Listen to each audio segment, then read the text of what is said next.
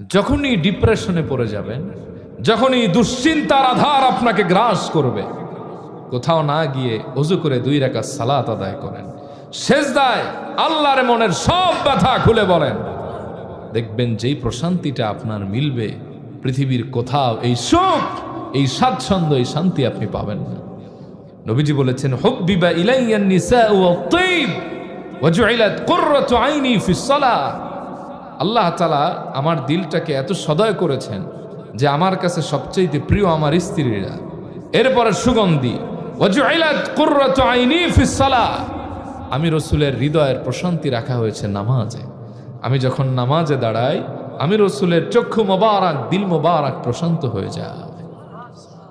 এজন্য আমার ভাইয়েরা, যখন এই ডিপ্রেশনে পড়বেন, দুশ্চিন্তায় একেবারে মগ্ন হয়ে যাবেন, যখন কোথাও শান্তি পাচ্ছেন না, তখন সেজদা দেন, কারণ সেজদা দিলে